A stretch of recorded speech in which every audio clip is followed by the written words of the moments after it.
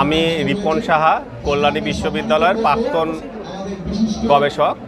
আমাদের এই বইমেলা স্টল এই বছর নিয়ে 11 বছরে পা দিল এবং এই স্টল দেওয়া মানে শুধু যে বই বিক্রি তার উদ্দেশ্য না, আমাদের একটা পরিচিতি এবং একটা যোগাযোগের মাধ্যম এবং প্রত্যেক বছর কি কি বই বেরোচ্ছে সেইগুলো আমরা এই স্টলের মাধ্যমে সবাইকে জানাতে পারি এবং আমাদের স্টলে যে বইগুলো বেরোয় তাতে সমস্ত কিছুই সেই সব বইগুলোই গবেষণাধর্মী বই এবং এই বইগুলো প্রত্যেকটাতেই একটা নতুনত্ব রয়েছে বইগুলোর মধ্যে এবং প্রত্যেকটা লেখার মধ্যেই নতুনত্ব চিন্তাভাবনার প্রকাশ ঘটেছে। বইগুলো আমরা সমস্ত আমাদের যারা বিশ্ববিদ্যালয়ের বর্তমান ছাত্র, প্রাক্তন ছাত্র এবং অধ্যাপকরা মিলে বইগুলো সমস্ত বইগুলোতে লেখালেখি তারা করেছে এবং এই বইমেলা মানে একটা পরিচিতি এবং একটা মিলন মেলা যেটা বলা হয় সেই বিষয়টাই আমরা দেখতে পাই এবং নতুন নতুন যে বইয়ের প্রকাশ এই বইমেলাকে কেন্দ্র করেই আমাদের বিশ্ববিদ্যালয় থেকে আরও উদ্যোগ নেওয়া হয়। এইভাবেই প্রত্যেক বছর আমরা এইভাবে এগিয়ে যাচ্ছি এবং ভবিষ্যতেও আমরা আরও এগিয়ে যাওয়ার প্রচেষ্টায় রয়েছি।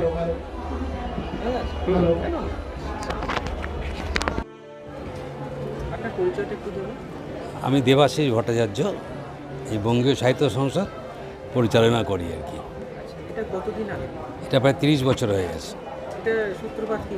সূত্রপাত মানে এটা আমার পৈতৃক নয়, এই জগতে আসার মানে রাস্তা হচ্ছে আমার বাবা ছিল একজন প্রফেশনাল লেখক, সে চাকরি করতেন না, লিখে চলতেন, লিখে আমাদের সংসার চলতো। বাবা খুব অল্প বয়সে মারা যায়, তারপরে বাবার কাছে যেসব বিখ্যাত লোকজন আসতো তাদের মাধ্যমে এই জগতে আসা। বিশেষ করে লেখক হীরেন চট্টোপাধ্যায় প্রেসিডেন্সি কলেজে অধ্যাপক ছিল, উনি আমাকে এই জগতে নিয়ে আসেন। তারপর আমি শুরু করেছি 19 বছর বয়সে। মানে সব ভালোবেসে পুরো নয়, কারণ 19 বছর বয়সে তো এটাকে ভালোবাসা যায় না, এটার জন্য একটু ম্যাচুরিটি লাগে একটু, তার আগে এইটা হয় না, এই প্রফেশনটা আসা যায় না। পৈতৃক থাকলে হয়তো হয়, যেহেতু আমার পৈতৃক নয়, আমি নিজেই করছি, সুতরাং একটু পরে ভালোবাসাটা এসছে আর কি, প্রথমে ভালোবাসাটা আসেনি। আচ্ছা, এই আপনাদের আর কোনো ক্রিয়াকলাপ আছে বই প্রকাশনা ছাড়া? বই প্রকাশনা ছাড়া সেরকম কিছু নেই আমাদের। আচ্ছা, আপনাদের এমনি অফিসার কোথায় আছে? অফিসটা হচ্ছে আমাদের কলেজ স্ট্রিট, চিত্তরঞ্জন কলেজের ঠিক উল্টো দিকে। আচ্ছা, মহাত্মা গান্ধী রোড আর রমনাথ মজুমদার স্ট্রিটের সংযোগস্থলটা আমাদের অফিস। ঠিক আছে, আর কিছু বলবেন? না, আর কিছু আপনার পরিচয়টা একটু। নমস্কার, আমি অর্পিতা বন্দ্যোপাধ্যায়। আপনার যেটা অর্গানাইজেশন যেটা আছে বলি। আমার অর্গানাইজেশন বলতে আনন্দী এক ইচ্ছে পূরণের পাঠশালা। সংস্থার নাম আনন্দী, কিন্তু এক ইচ্ছে পূরণের পাঠশালা এটি যুক্ত করা হয়েছে। আনন্দী নামটা আমার মায়ের দেওয়া। মা চেয়েছিলেন বাড়ির উঠোনে একটি স্কুল করতে, যেখানে বাচ্চারা আনন্দে নাচ, গান, আবৃত্তি, আঁকা ইত্যাদি শিখবে এবং বেশিরভাগ ক্ষেত্রেই সেটা সুবিধার্থে অবৈতনিক করা, যাদের পক্ষে সম্ভব নয় তাদের জন্য অবৈতনিক এই স্কুলটি, কিন্তু সেটি সম্ভব হয়নি করা। দীর্ঘ 34 বছর অতিক্রান্ত, মা আজ শরীরে নেই, তাঁর ইচ্ছে পূরণে এই আনন্দী সংস্থাটি আমি তাঁর একমাত্র সন্তান, আমি গড়ে তুলেছি এবং মায়ের আনন্দীর সঙ্গে যুক্ত করেছি এক ইচ্ছে পূরণের পাঠশালা, যেহেতু এটি সম্পূর্ণভাবেই মায়ের ইচ্ছে পূরণ এবং এখানে মূলত এটি বাচিক অঙ্গন আর তার সঙ্গে কিছু সামাজিক কাজকর্ম এখানে করা হয়। সামাজিক কাজকর্ম আমরা করে থাকি ইচ্ছে মতন, যতটা আমাদের পক্ষে সাধ্য সেটুকু করে থাকি। অসংখ্য ধন্যবাদ। আমার নাম মৃত্যুঞ্জয় চক্রবর্তী, আমি ইসকন কলকাতায় সেবা করি এই গ্রন্থ প্রচারের বিভাগে, বুক ডিস্ট্রিবিউশন ডিপার্টমেন্টে।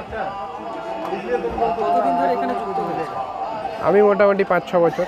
কিভাবে যুক্ত হলেন? আমি এসেছিলাম এই প্রভুপাদের বইয়ের সংস্পর্শে, প্রভুপাদের বই পড়ে। এই মেলাতেই প্রভুপাদের বই পেয়েছিলাম, তো ওই প্রভুপাদের বই পড়েই আমি এখানে যুক্ত হয়েছি। আপনি কি বই মেলায় প্রতি বছরই আসেন? প্রত্যেক বছরই আসি।